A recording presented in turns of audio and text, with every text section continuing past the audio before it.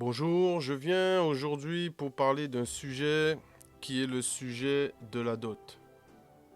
Le sujet de la dot. Donc je ne vais pas parler de la dot tirée de la Bible en version fausse doctrine inventée par les hommes afin de satisfaire leurs désirs et leurs passions par leurs coutumes et leurs traditions.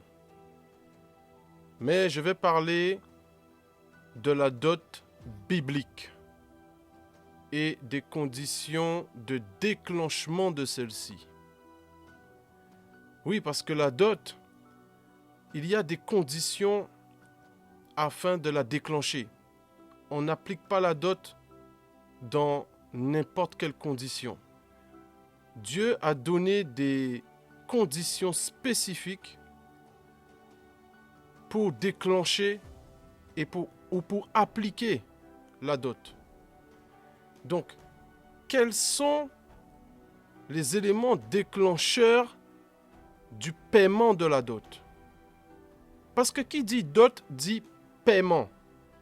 La dot est liée au mot paiement. Et nous allons le voir dans la parole du Seigneur, dans Exode, chapitre 22, au verset 16. Qu'est-ce que le Seigneur déclare ici? Il est écrit: si un homme séduit une vierge qui n'est point fiancée et qu'il couche avec elle, il paiera sa dot et la prendra pour femme. Si le père refuse de la lui accorder, il paiera en argent la valeur de la dot des vierges. On va faire un parallèle avec le verset, le chapitre, du moins, Deutéronome, chapitre 22, au verset 28. Donc, on va dans le livre de Deutéronome, chapitre 22, au verset 28, où il y a un peu plus de précision qui est en parallèle avec Exode, chapitre 22.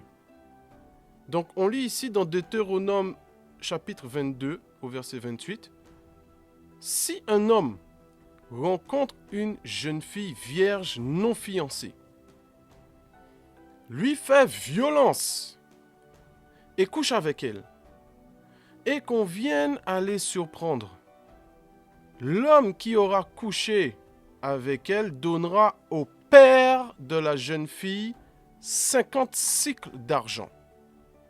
Et parce qu'il l'a déshonorée, il la prendra pour femme et il ne pourra pas la renvoyer tant qu'il vivra. »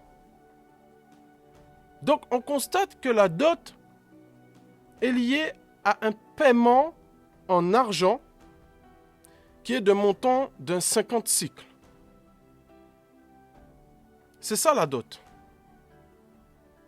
Si on revoit rapidement dans Exode 22, il est écrit: il paiera sa dot. Il paiera en argent la valeur de la dot.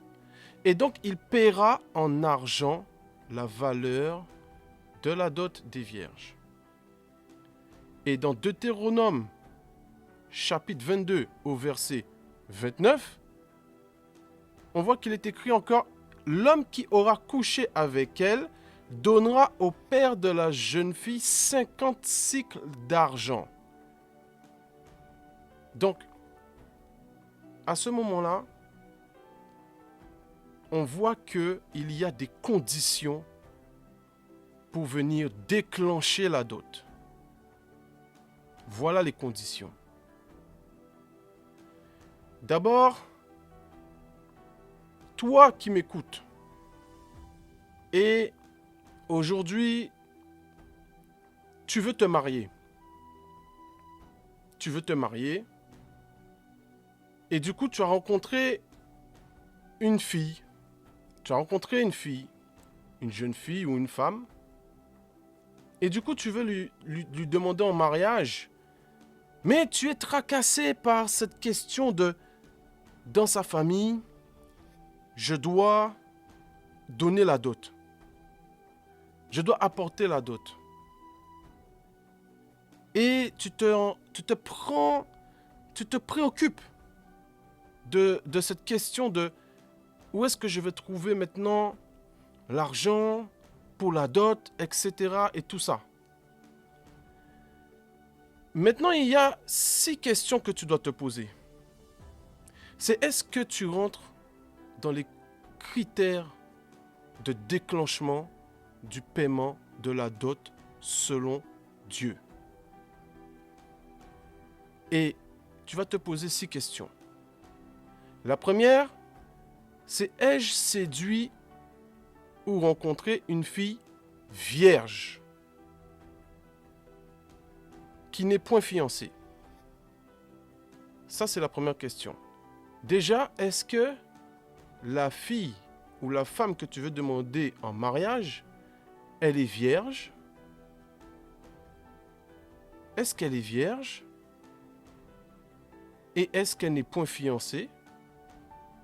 Ça, c'est la première question. Parce que ça, c'est un élément que Dieu a soumis en ce qui concerne l'application de la dot. Il faut déjà que la personne que tu rencontres soit vierge. Deuxième question que tu dois te poser, admettons qu'elle est vierge. La deuxième question, ai-je couché avec elle? Parce que si elle est vierge, elle n'est point fiancée, et tu n'as pas couché avec elle,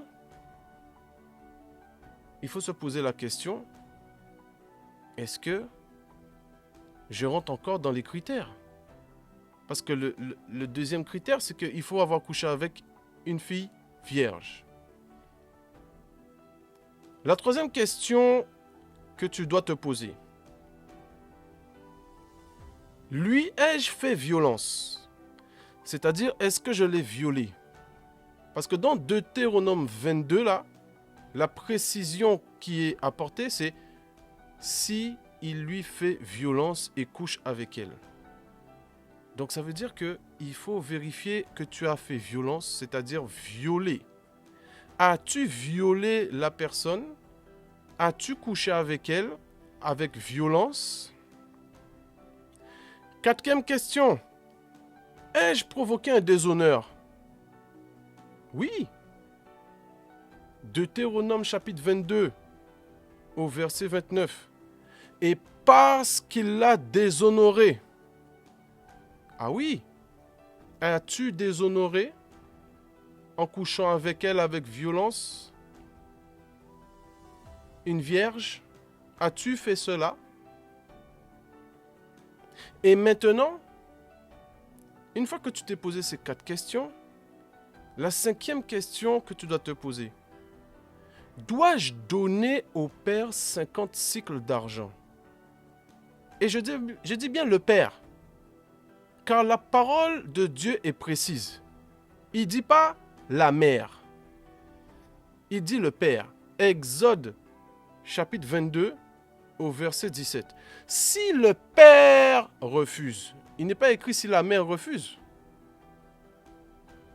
Deutéronome chapitre 22, l'homme qui aura couché avec elle donnera au père de la jeune fille 50 cycles d'argent. Il n'est pas écrit qu'il donnera à la mère. Donc déjà la dot, il y a des conditions de déclenchement. Et en plus, c'est lié au père. On ne donne pas de dot à la mère. Et la 6e question que tu dois te poser maintenant, la dernière, c'est dois-je payer une dot si je ne remplis pas ces 6 critères selon les Écritures? Voilà les critères que tu dois remplir si tu veux appliquer la dot. Oui, mon frère, toi qui m'écoutes et qui veux être dans le fonctionnement de la dot. Et oui, tu dois rencontrer une fille vierge, tu dois coucher avec elle, avec violence, c'est-à-dire tu dois la violer, tu dois provoquer un déshonneur, et ensuite tu dois trouver son père pour lui payer la dot, parce que la mère, c'est pas ça. Donc, à partir de ça, selon les Écritures, selon la parole de Dieu, c'est ça la description de la dot. Et on va voir maintenant un exemple d'application de la dot. On va voir un exemple. Dans Genèse, chapitre 34, là on va voir un exemple d'application de la dot avec Dina, qui a été déshonorée par Sichem, et là où la dot prend tout son sens. Donc, je vais lire la parole du Seigneur dans Genèse 34, à partir du verset 1.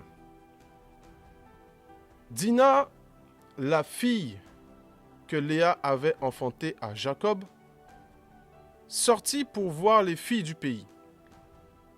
Elle fut aperçue de Sichem, fils de Hamor, prince du pays. Il l'enleva, coucha avec elle et la déshonora. Son cœur s'attacha à Dina, fille de Jacob. Il aima la jeune fille et sut parler à son cœur. Et Sichem dit à Hamor, son père, « Donne-moi cette jeune fille pour femme. » Jacob apprit qu'il avait déshonoré Dina, sa fille.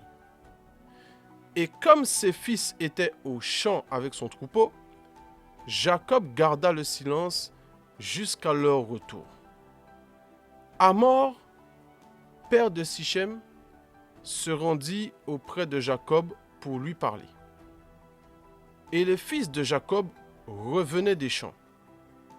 Lorsqu'ils apprirent la chose, ces hommes furent irrités et se mirent dans une grande colère, parce que Sichem avait commis une infamie en Israël, en couchant avec la fille de Jacob, ce qui n'aurait pas dû se faire. Hamor ainsi adressa la parole. Le cœur de Sichem, mon fils, s'est attaché à votre fille. Donnez-la lui pour femme, je vous en prie. Alliez-vous avec nous. Vous nous donnerez vos filles et vous prendrez pour vous les nôtres. Vous habiterez avec nous et le pays sera à votre disposition. Restez pour y trafiquer et y acquérir des propriétés. Sichem dit au père et aux frères de Dina, « Que je trouve grâce à vos yeux, et je donnerai ce que vous me direz.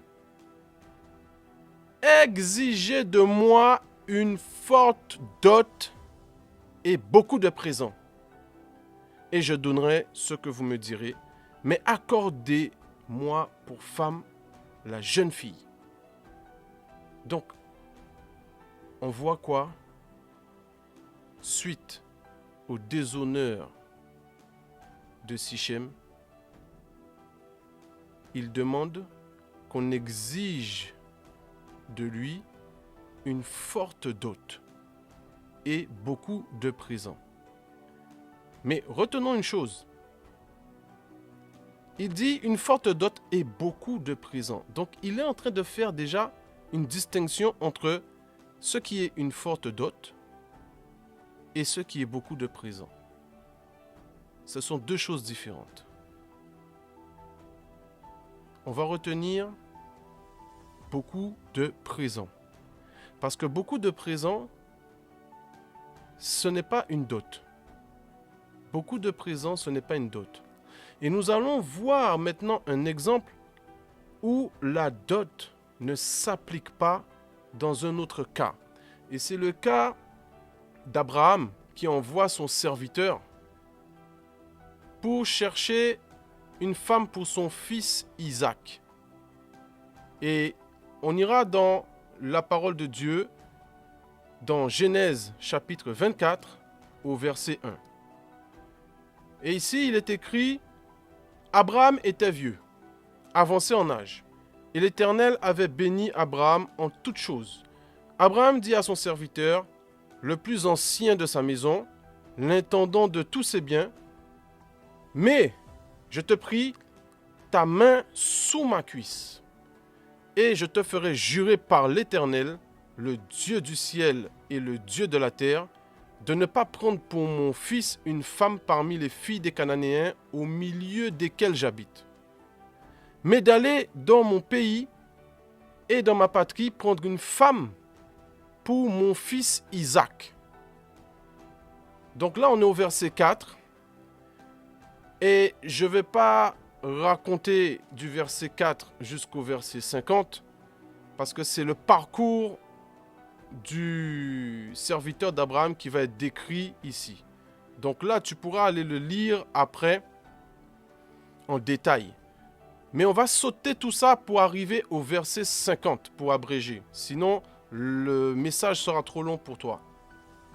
Donc, on va aller directement aux choses concrètes. Au verset 50, le serviteur, donc on va dire d'Abraham, il est arrivé là où il doit aller chercher la femme pour Isaac.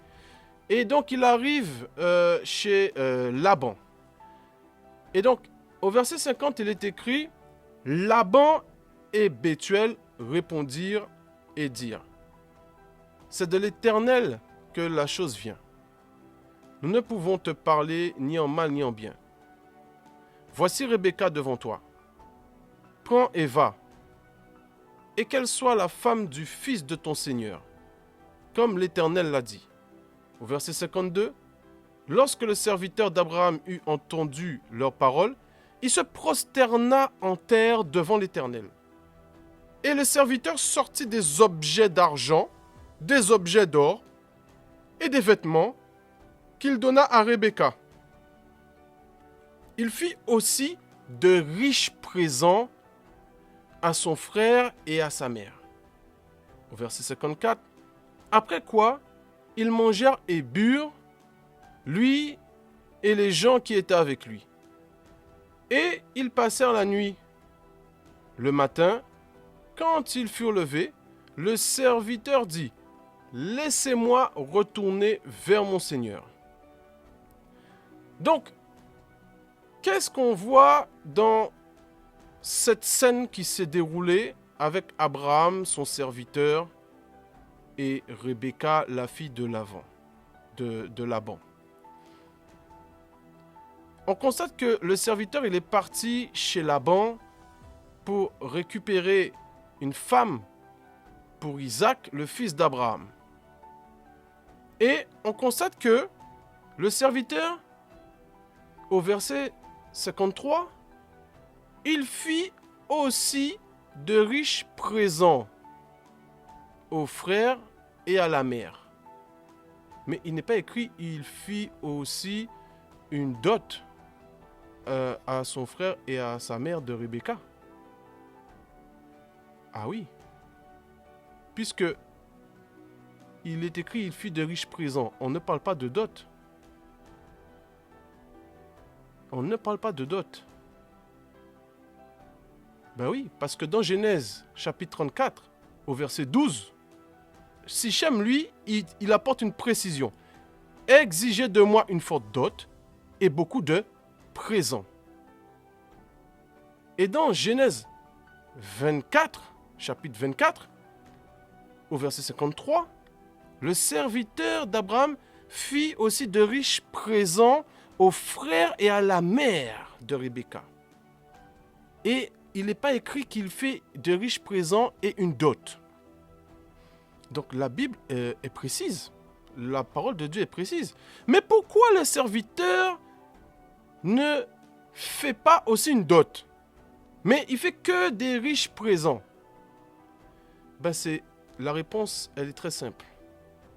Vu qu'Isaac n'a pas déshonoré Rebecca, puisque Isaac est chez son père Abraham dans un autre pays. Il ne sait même pas à quoi ressemble Rebecca. Le serviteur d'Abraham, donc, ne fut pas de dot, c'est-à-dire payer 50 cycles d'argent, mais il fit des riches présents. Et il ne va pas payer 50 cycles d'argent de dot, parce qu'il n'y a pas de déshonneur qui est appliqué ici. Il n'y a pas de déshonneur. Contrairement à Dina dans Genèse chapitre 34 au verset 12, où Sichem déclare d'exiger de lui une forte dot liée au déshonneur de Dina, plus beaucoup de présents. Il fait donc Sichem une différence entre la dot et les présents. Sichem même ne met pas les deux dans le même panier, mais il distingue bien les deux. Il a séparé dot et beaucoup de présents. Et là, on va voir encore un dernier cas. Un dernier cas où il y a une personne qui est la personne du roi Saül et qui déclare qu'il ne demande pas de dot pour que David puisse épouser sa fille. Donc on va aller dans le livre de Samuel, donc 1 Samuel, chapitre 18, au verset 20. Je lis ici la parole de Dieu. Michal, fille de Saül, aima David. On en informa Saül, et la chose lui convint. Il se disait, je la lui donnerai, afin qu'elle soit un piège pour lui, et qu'il tombe sous la main des Philistins. Et Saül dit à David pour la seconde fois, tu vas aujourd'hui devenir mon gendre. Saül donna cet ordre à ses serviteurs. Parlez en confidence à David. Et dites-lui, voici, le roi est bien disposé pour toi, et tous ses serviteurs t'aiment. Sois maintenant le gendre du roi. Les serviteurs de Saül répétèrent ces paroles aux oreilles de David. Et David répondit, croyez-vous qu'il soit facile de devenir le gendre du roi? Moi, je suis un homme pauvre et de peu d'importance. Les serviteurs de Saül lui rapportèrent ce qu'avait répondu David. Saül dit, vous parlerez ainsi à David. Le roi ne demande point de dot, mais il désire 100 prépuces de Philistins pour être vengé de ses ennemis. Saül avait le dessein de faire tomber David entre les mains des Philistins. Les serviteurs de Saül rapportèrent ces paroles à David. Et David agréa ce qui lui était demandé pour qu'il devînt gendre du roi. Voilà deux choses importantes. La première chose importante à retenir, c'est que David dit « Je suis un homme pauvre et de peu d'importance. » Parce que David, il est conscient que pour épouser une femme à cette époque-là, soit tu rentres dans les critères de déclenchement de la dot, et dans ces cas-là, la dot s'applique, ou soit tu dois faire des présents, ce qui n'est pas un paiement en argent, ce qui n'est pas un paiement. Offrir des présents, c'est pas payer une dot. Donc David, déjà, il sait qu'il est pauvre, il n'a pas ni l'un ni l'autre. Il n'a pas ni l'un ni l'autre. Donc, Saül dit, Vous parlerez ainsi à David. Le roi ne demande point de dot. Bon, déjà, Saül, il dit qu'il ne demande point de dot. Déjà, il dit qu'il ne demande point de dot. Mais en même temps, il ne peut même pas demander une dot dans la mesure où David même, il n'a pas déshonoré la fille de Saül. Donc, même Saül, s'il voulait demander une dot, il n'est pas dans le contexte de pouvoir demander une dot. Donc déjà, pour rassurer David, il dit, je ne demande point de dot. Mais à ce niveau-là, il n'y a pas de problème. Il n'y a même pas besoin d'être rassuré. La parole de Dieu a déjà déclaré que là, David, il ne rentre pas dans les critères de déclenchement de la dot. Parce qu'il n'est pas écrit que David a déshonoré Michal, il a couché avec elle, il a violemment, etc., déshonoré. Non. On voit juste que Michal, fille de Saül, aima David. Et puis on en informa Saül. Et puis c'est tout. Ils s'aiment. Mais ils n'ont pas commis des choses qui obligent à déclencher une dot. Et Saül, il vient et dit, le roi ne demande point de dot. Bah, c'est tout à fait normal hein, que tu ne demandes pas de dot, Saül. C'est normal. C'est normal. C'est normal. Mais maintenant, David, il dit, moi, je suis un homme pauvre. Je suis pauvre. J'ai pas de biens, j'ai rien du tout. Donc, et on voit que maintenant, David, qui dit que je n'ai rien, le roi Saül dit que maintenant, ben moi, je veux que tu fasses ça pour moi, venger. Mais en même temps, on voit que Saül même, il est dans un, comment on dit ça? Il est dans une spirale de tendre un piège à David. Donc, il est dans cette motivation-là où il veut tendre un piège à David. Donc, ici, on a vu dans quelles conditions que la dot se déclenche et dans quelles conditions que la dot ne s'applique pas. Maintenant, toi qui écoutes et qui as entendu ces choses-là, et qui a la possibilité de vérifier tout ce que je viens de décrire dans la Bible, dans la parole de Dieu. Tu prends la Bible, tu vas lire, tu vérifies, tu médites tout cela. Et toi qui es encore dans le doute de oui, mais dans la coutume, j'ai été éduqué comme ça, chez nous on fait la dot, etc. Je vais revoir ce que j'ai dit au début. Les hommes ont inventé leurs coutumes. Ils ont récupéré la dot dans la parole de Dieu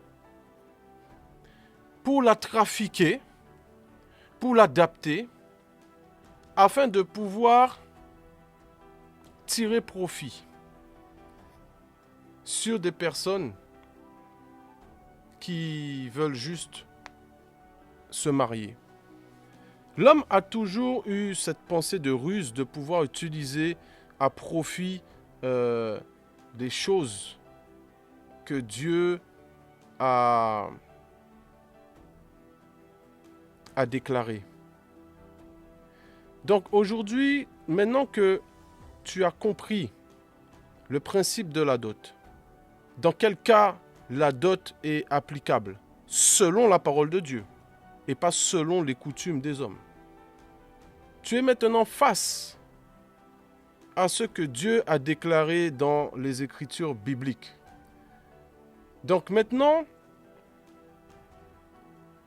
c'est à toi de prendre la décision en connaissance de cause aujourd'hui de ce que tu vas en faire de ce qui est la dot qui t'est réclamée. c'est toi qui dois prendre la décision. Personne ne fera cela à ta place. Toi qui t'es déjà marié et qui a été pris dans ce piège-là, de payer en argent une dot, alors que la dot est une sanction que Dieu a mis en place pour les personnes qui font violence sur une femme vierge. Mais tu as été pris dans ce piège, dans ce filet-là de l'oiseleur pour te soutirer de l'argent. Tu ne dois pas avoir maintenant la haine contre quiconque. Tu ne dois pas avoir la haine contre quiconque. Bien au contraire, rends grâce à Dieu. Rends grâce à Dieu qu'aujourd'hui, il t'a permis de pouvoir entendre la vérité. Il t'a permis de pouvoir entendre sa parole écrite, afin que cette parole ne te laisse plus ignorant et que tu ne répètes et que tu ne reproduises plus cela autour de toi par rapport aux gens qui t'entourent ou tes enfants, que cela ne se reproduise pas à travers toi. Maintenant, tu es un rempart pour arrêter cette fausse doctrine que tu as reçue. Et c'est pour ça que je rends grâce à Dieu et je prie le Père pour toutes les personnes, Père, aujourd'hui, qui sont dans un projet de mariage, afin qu'ils puissent trouver leur fiancé, leur femme, dans la paix et dans la joie en Jésus-Christ, et que toutes les fausses doctrines des hommes qui ont été placées afin de les faire trébucher, pour les soutirer de l'argent injustement, avec fraude, Seigneur, merci que leur pensée aujourd'hui soit éclairée. Merci que leur intelligence, quand ils écouteront ce message, soit ouverte. Merci que les écailles tombent de leurs yeux afin qu'ils puissent voir vraiment ce que toi tu dis et non ce que les hommes ont occulté à travers ta parole. Merci Seigneur pour toutes ces personnes qui seront délivrées, guéries de toutes ces fausses doctrines dans l'avenir. Merci qu'aujourd'hui ce soit des personnes que tu puisses utiliser, qui rentrent dans ta volonté, afin de pouvoir aussi libérer une multitude de personnes qui ont été séduites par ces fausses doctrines. Merci Père encore pour eux, pour leur vie. Merci pour la santé. Merci pour le sang de Jésus qui a été sacrifié afin qu'ils soient sanctifiés dans leur âme, dans leur esprit, dans leur corps. Merci encore Seigneur pour toutes ces personnes qui t'ont entendu, qui t'ont écouté aujourd'hui patiemment avec amour, afin de pouvoir sortir des fausses doctrines. Je t'en rends grâce Père, dans le nom de ton Fils Jésus-Christ. Amen.